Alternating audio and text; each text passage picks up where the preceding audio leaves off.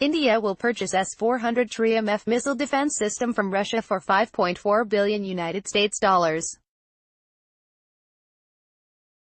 Washington, for India, getting a presidential waiver from the biting CAATSA sanctions might not be that easy, some American experts believe, referring to the changing political dynamics within the administration and President Donald Trump's personal strong views against New Delhi's trade and tariff policies and calling it a tariff king. Under the CAATSA, which was signed into law last year, India is subject to sanctions now that it has entered into an agreement with Russia to purchase S-400 Triumf missile defense system in $5.4 billion United States dollars, which is considered by the U.S. as a significant purchase.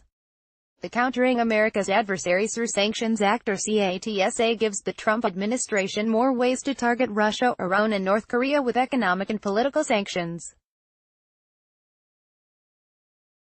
Only last month, U.S. had used CAATSA to impose sanctions on Chinese entities for purchase of S-400. Friends of India in the U.S. hope that New Delhi will receive a presidential waiver, given that Trump administration has recognized India as a major defense partner and is in advanced stage of selling billions of dollars worth of equipment to India in the next few years. Congressional sources say that both Defense Secretary Jim Mattis and Secretary of State Mike Pompeo pushed for a presidential CAATSA waiver, keeping India in mind. But the final decision will be taken by Trump, who in the last several weeks has been very critical of India's trade and tariff policies. Last week, Trump described India as a tariff king and said India wants to have a trade deal with the U.S. after he warned them of imposing additional tariffs on their imports. His latest statements have made some experts feel that the presidential waiver might not be that easy. At the very least, the administration will likely use the possibility of a sanctions waiver as leverage over India in other trade disputes. India may get the waiver in the end, but the administration will likely extract something for it.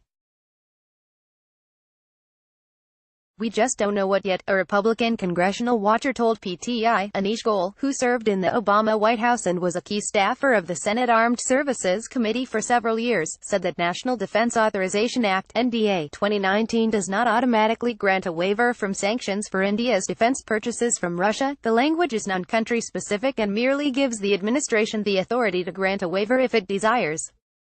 The ultimate decision is up to the administration, said Goel, senior fellow at New America think tank. In this case, obtaining such a waiver is not a foregone conclusion.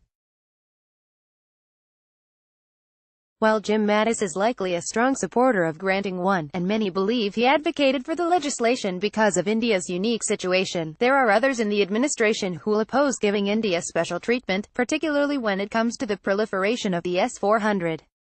It is hard to predict whose arguments will win out, Anish Goel said. Bharat Gopalaswamy from Atlantic Council think tank hoped that India will finally get the presidential waiver given the strong relationship that the two countries have. I am hopeful that the U.S. would grant India the necessary waiver, acknowledging the fact that India is on a positive trajectory towards getting closer to the U.S. and these issues are just a passing cloud, he said. As we are all aware, India has had a path dependency with Russia for the supply of their military hardware.